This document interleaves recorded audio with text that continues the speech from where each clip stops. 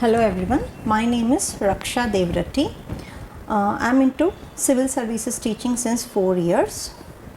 As you all know, the importance of previous year questions in your civil services preparation. So keeping that in mind, Credence IAS has brought with this new initiative of previous year questions discussion. So regarding that, I will be discussing KAS 2011 Polity questions in this session. Coming to the first question, a joint sitting of both the houses of Indian Parliament is presided over by. The options are President of India, Chairman of the Rajya Sabha, Speaker of the Lok Sabha, and fourth is Chairman specifically elected for the purpose by a majority of the members of both the houses of the Parliament. Usually, joint sitting of both the houses of the Indian Parliament, that is of Lok Sabha and the Rajya Sabha, will be convened by the President, but it will be presided over by the Speaker, that is Speaker of the Lok Sabha. In his absence, then the Deputy Speaker of the Lok Sabha presides over the meeting. Even if both are absent, that is Speaker and the Deputy Speaker are absent, then the Deputy Chairman of the Rajya Sabha heads the joint sitting. And coming to the circumstances under which the joint sitting of both the houses of the Parliament will be called on, there will be three circumstances under which the joint sitting will be usually called. The first one is if a bill is passed by one of the houses and the other house rejects the bill. If a bill is rejected by one of the houses. And the second one is if any of the amendments are proposed in the bill but both the houses are not ready to accept those amendments in the bill.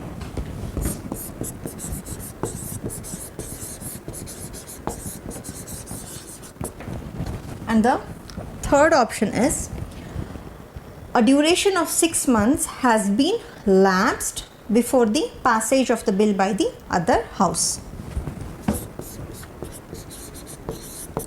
If any of the three conditions hold true, then a joint sitting will be convened by the President and it will be headed by the Speaker of the Lok Sabha. And the one more important thing here is a joint sitting can be called only in case of ordinary bills and not in case of money bill and constitutional amendment bills. So the answer here is 3, that is Speaker of the Lok Sabha. Next question, which one of the following is not a departmentally related standing committee of the Indian Parliament?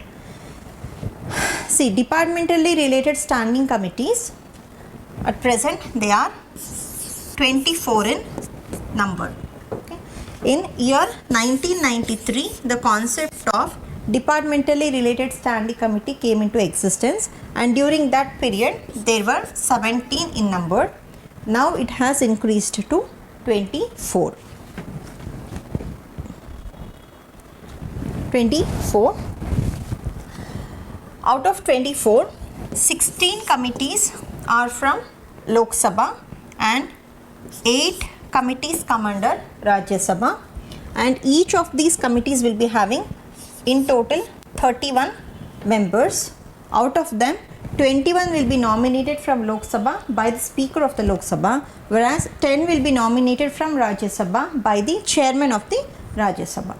Okay. These members, they will be nominated for a period of 1 year, and the term should not exceed more than 1 year, and usually a minister will never be nominated for departmental related standing committees.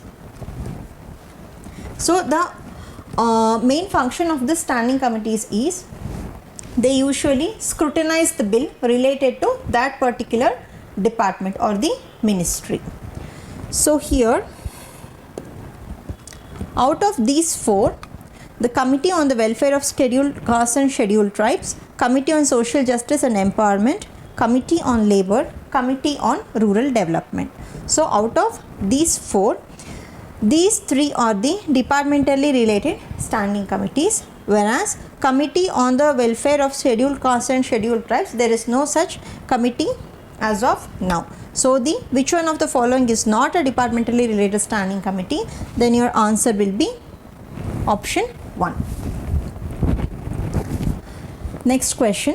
Identify the correct combination. That is, what are all the issues or the news and the related commissions set up to look into the particular issue. Here, Anti-Sikh Riots 1984, Justice Sri Krishna. 1992-93 Mumbai Riots, Justice Nanavati. Review of the working of Indian Constitution by Justice Venkatachalaya. And the last one, river water dispute between Tamil Nadu and Kerala, Justice Mahajan. Here, the correct answer is review of the working of Indian Constitution by Justice Venkatachalaya. So this committee was appointed in 2000 under Atal Bihari Vajpayee government. So this was appointed under the chairmanship of Justice M.N. Venkatachalaya, the retired Chief Justice of Supreme Court. So he submitted the report in 2002 related to the review of the working of Indian Constitution. So the other three, the Anti-Sikh Riots of 1984, to deal with this, Justice Nanavati Commission was appointed, whereas 1992-93 Mumbai Riots, for this Justice Sri Krishna Commission was appointed, and river water dispute between Tamil Nadu and Kerala, Justice Mahajan Commission was appointed in order to deal with Karnataka Maharashtra boundary dispute.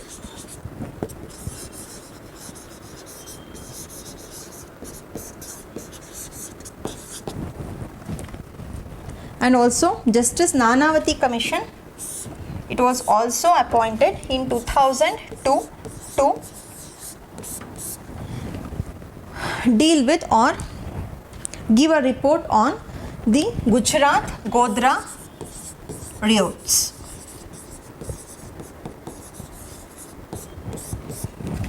So Justice Nanavati Commission, it was appointed for Anti-Sikh riots in 1984 as well as to probe into Godhra riots of 2002 Gujarat, and 1993 Mumbai riots, it was dealt by Justice Sri Krishna. And river water dispute, there is no commission as such.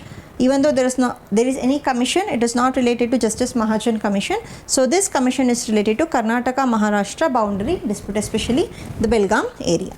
So the correct answer is review of working of Indian Constitution by Justice Venkatachalaya. So you should usually know when the commission was appointed and when it submitted the report, in which year. Fourth one, which one of the following statements is correct? A bill reserving 1/3 of the seats for women in the Lok Sabha and state assemblies has been passed in the Lok Sabha and awaits the approval of the Rajya Sabha. A bill reserving 1/3 of the seats for women in the Lok Sabha and state assemblies has been passed in the Rajya Sabha and awaits the approval of the Lok Sabha. A bill has been introduced in the Rajya Sabha reserving 1/3 of the seats for women in the Lok Sabha and state assemblies. Last one, given the commotion in the parliament on the issue of women representation in the Lok Sabha and state assemblies, the bill on women reservation in the Lok Sabha and state assemblies has been sent to the Committee of Social Justice and Empowerment for wide consultation. See, this is 2011 KAS question paper. So at that time, this women reservation bill or the Constitutional 108th Amendment Bill 2008, it was introduced in Rajya Sabha, but later on it was sent to the Committee of Social Justice and Empowerment for wide consultation. Then what happened? In 2010, the Rajya Sabha passed the bill and it sent to Lok Sabha. However, Lok Sabha never passed the bill. So, as the term of the Lok Sabha ended, the respective bill, that is 108th Constitutional Amendment Bill, which reserves 1/3 or 33% of the seats for women in state legislative assemblies as well as lower house of the parliament, it got lapsed.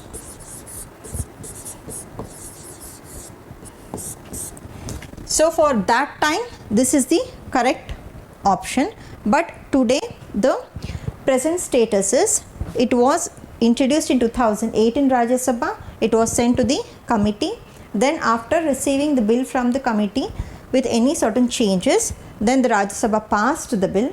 Then it was sent to Lok Sabha. However, Lok Sabha never passed the bill and it got lapsed. So at present, this is the status of this bill. But here in this context, this is the correct option.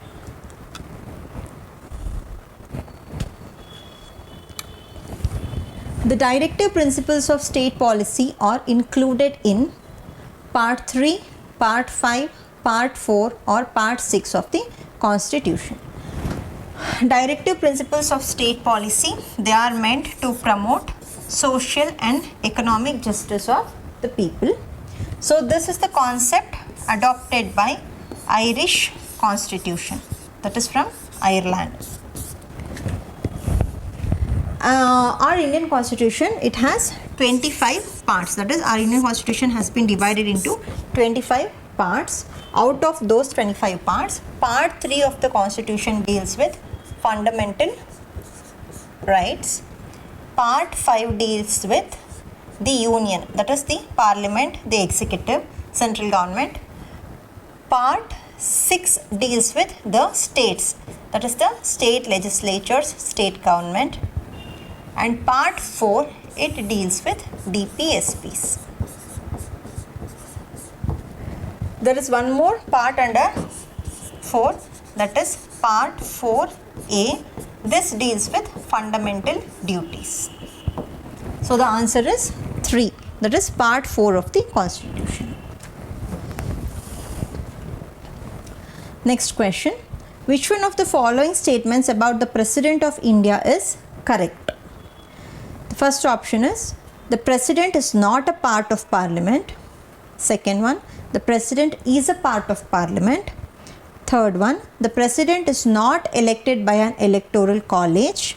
Fourth, the President is directly elected by the people. So, according to Article 79 of the Constitution, the Parliament consists of the President and the two houses, that is the Council of States and the House of People, that is the Rajya Sabha as well as the Lok Sabha. So, President is a part of the Parliament. So, this is the correct option. President is not a part of the Parliament. It is wrong. The President is not elected by an electoral college. The President is elected by an electoral college consisting of the elected members of the Lok Sabha and Rajya Sabha, the elected members of state legislative assemblies and the elected members of legislative assemblies of Delhi and Puducherry Union Territories. So, the President is not elected by an electoral college. This option is wrong. He is elected by an electoral college consisting of the elected members of Lok Sabha as well as Rajya Sabha, the elected members of the state legislative assemblies as well as the elected members of the assemblies of Delhi and Puducherry Union Territories. And the last one, the President is directly elected by people. No, he is not directly elected by the people. So the answer is, the President is a part of Parliament.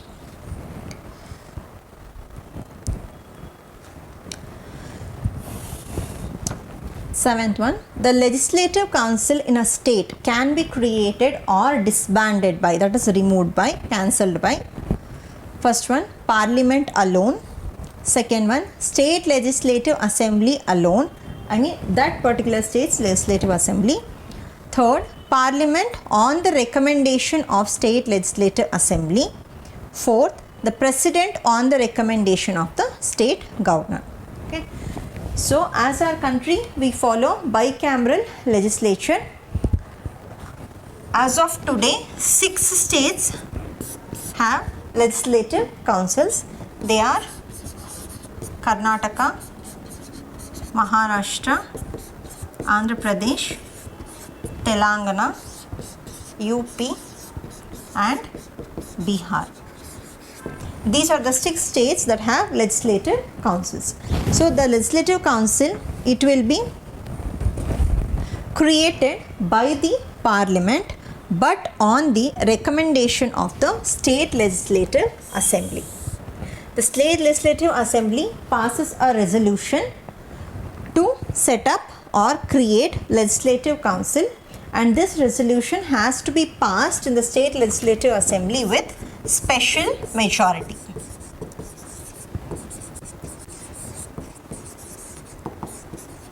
Special majority means more than half of the total membership of the House and 2/3 of the members of the House present and voting.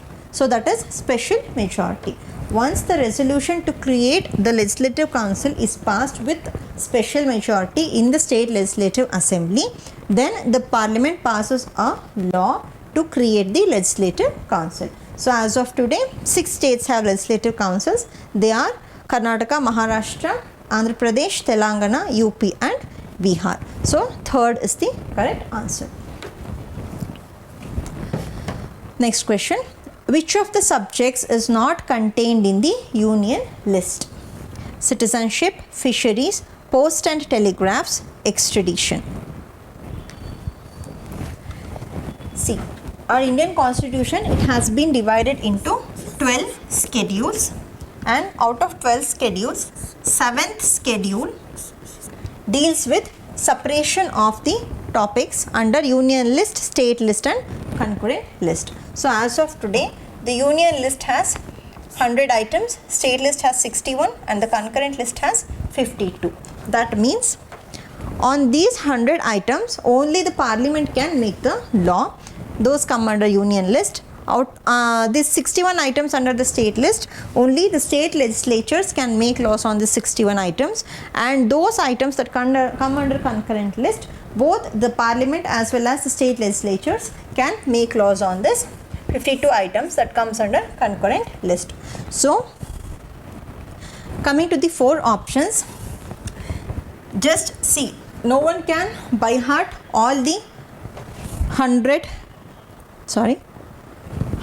plus 61 plus 52 items.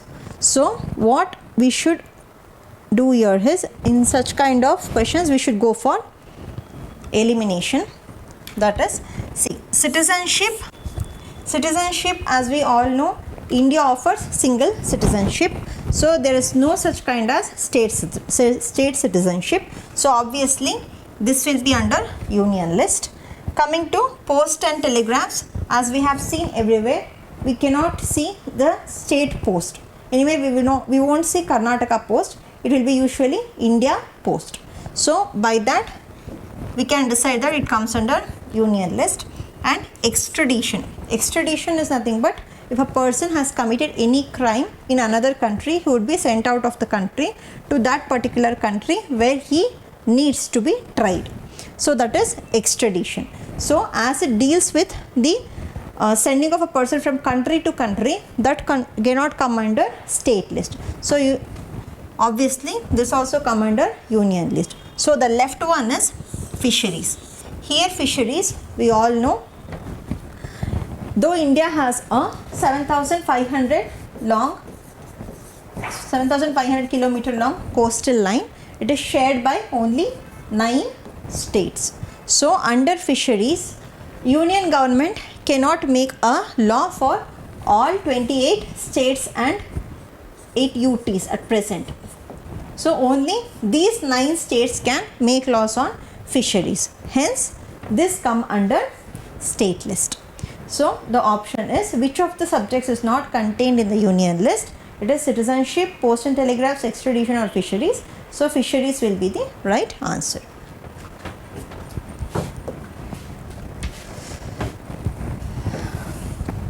Next question. Which of the following statements regarding the Indian Constitution is true? See, we have to see for key answers here.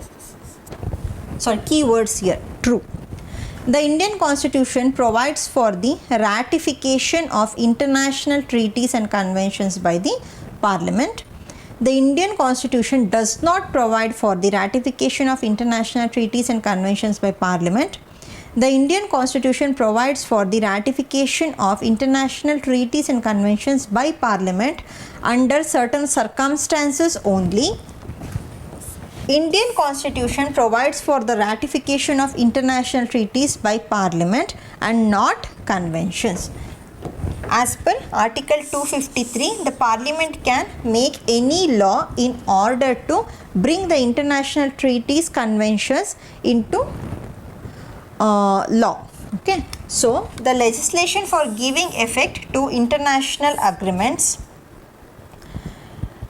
that can be formed by the Parliament. So, it is not like only Parliament can make law on treaties but not on conventions. There is nothing as such. So, the Indian Constitution provides for the ratification of international treaties and conventions by the Parliament. Yes, it is true, because Parliament can make any law to ratify the treaties as well as conventions.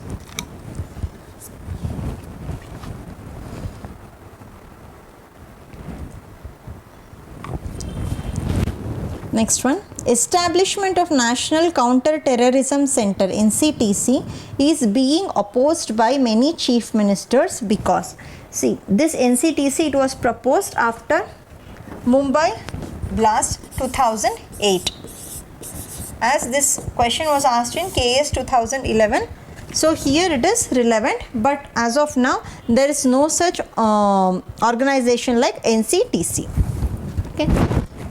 Why was it opposed by many chief ministers? Because it took away states' power to maintain law and order. Proposed NCTC is entrusted with the power to investigate and take action against the terrorists without informing the states. It adversely affects the federal structure of the country. States will be divested of all powers to combat terrorism. See, the National Counter-Terrorism Center, it was a proposed federal anti-terror agency to be created in India, modeled on the NCTC of USA. Okay, so it was proposed after 2008, that is 26 November Mumbai attacks. This was blamed because there was more operational failures, as many agencies were not able to communicate the necessary intelligent information at the last moment. So because of that, a federal agency which can get real-time inputs about the information had been proposed, that is NCTC. However, the state governments were against this because mainly the law and order come under state list. So each and every state has its own set of rules to maintain law and order. So if any federal agency is set up, then the state's power to maintain law and order will be decreased. Okay. And the proposed NCTC is entrusted with the power to investigate and take action against the terrorists without informing the states. Okay. So here this NCTC, it wanted to maintain law and order, but it was not like it used to take away the state's power, because even states were interested to maintain law and order. Along with that, even NCTC was ready to maintain law and order. So this is not the correct option. But here, proposed NCTC is entrusted with the power to investigate and take action against the terrorists without informing the states. Yes. So NCTC, if it was set up, then it would have given the opportunity to investigate and take action against the terrorists without even informing the states.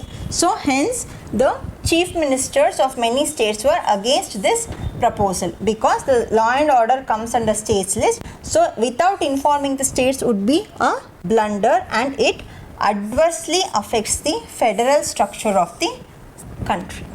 So because of these two options, the chief ministers were opposing the NCTC. So the correct answer is B and C.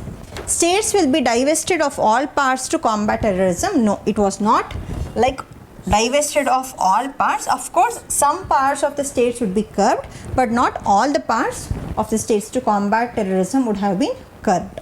So B and C will be the correct options. However, NCTC was never set up, but National Investigating Agency was set up by an Act of Parliament. So now National Investigating Agency is the federal agency of the country that is tackling the terrorism activities. Next question. In the year 1980, the Supreme Court of India struck down amendments made to Article 368, which gave unlimited powers to the Parliament and denied judicial review of the amendments. This case is popularly known as Minerva Mills case, Keshwananda Bharati case, Golaknath case, Bommai case. See, in 1975, the Indira Gandhi led government, it introduced national emergency from 1975 till 1977. Okay. During that time, 38th Constitutional Amendment Act was passed, which kept out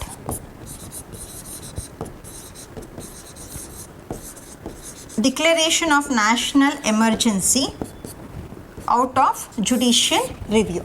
That means whatever happens during national emergency need not be or cannot be questioned by the courts of the country, that is Supreme Court or the High Courts. So the national emergency was kept out completely out of the judicial review by passing the 38th Constitutional Amendment Act of 1975.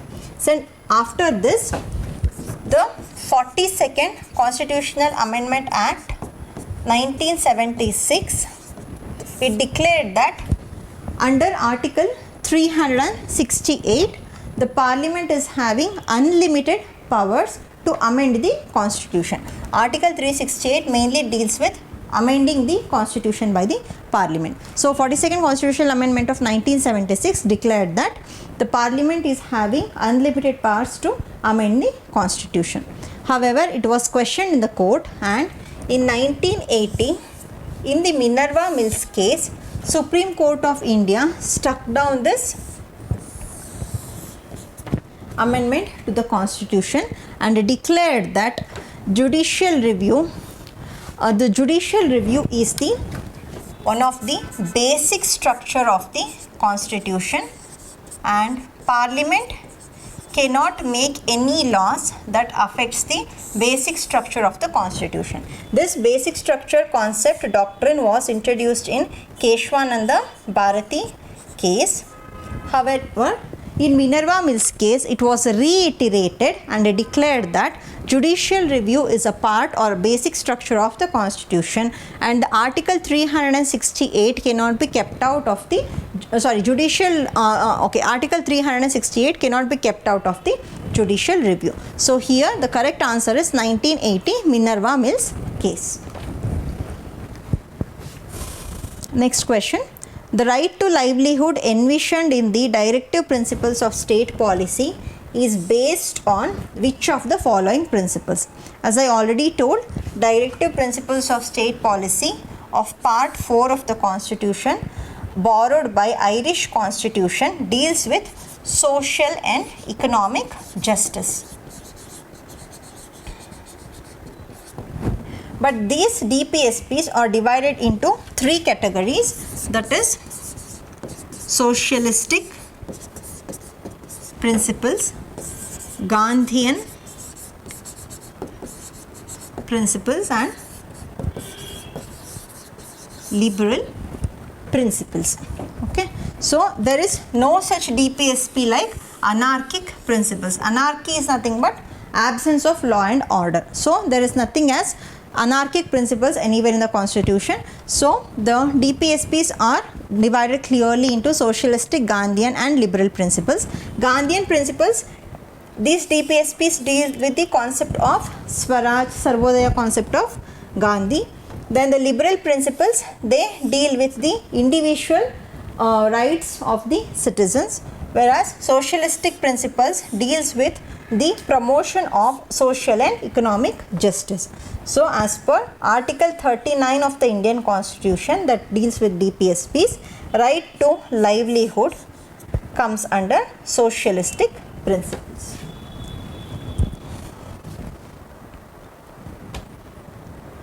The present Chief Justice of India and Karnataka are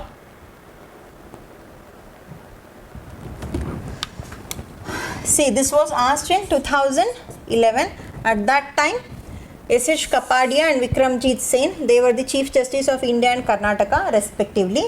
But today, as in February 2023, the CJI of India is D.Y. Chandrachud, and the CJI of Karnataka High Court is Prasanna B. Varale. So, D.Y. Chandrachud is the 50th CJI of Supreme Court of India today, and Prasanna B. Varale, he is the 32nd CJI of Karnataka High Court. So, as per the third judge's case of 1998, the collegium, which consists of CJI and 4 senior most colleagues of the Supreme Court, appoints the judges, and in case of appointments to high courts, CJI and 2 senior most judges of the Supreme Court, they discuss and do the appointments for the high courts. But the Chief Justice of India and Chief Justice of the states, they will be appointed by the President based on the recommendation of the collegium. Next question. All statements given below are true, but one of them represents the true spirit of the introduction of bicameral legislature in India. Bicameral legislature means 2 houses, upper house and the lower house. Which one is it? 1/3 of the members of the Rajya Sabha retire every 2 years. Government has the power to nominate some members who have excelled in the field of arts, literature, social service. As they have already given, all the statements are true. Whereas the Lok Sabha represents the will of the people, Rajya Sabha represents the interests of the state. Rajya Sabha has no power in initiating a money bill. So here we are dealing with bicameral legislature, that is Lok Sabha and Rajya Sabha. The Rajya Sabha is a federal feature. So for Rajya Sabha, the election will be conducted as such. The Rajya Sabha, the members will be elected by the state assembly. Hence, the states will be represented in the Rajya Sabha. So, this is the main reason why bicameral legislature was introduced in the Indian Constitution in order to promote federalism.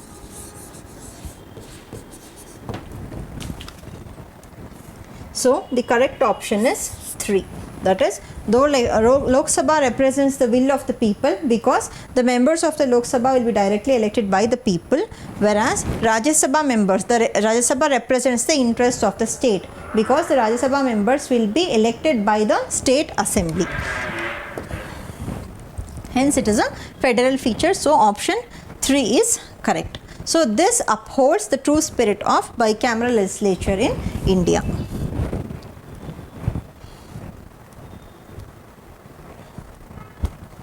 So, right now we have discussed 2011 Polity question papers. So, in next class I will be discussing 2014 KAS Polity questions. Thank you.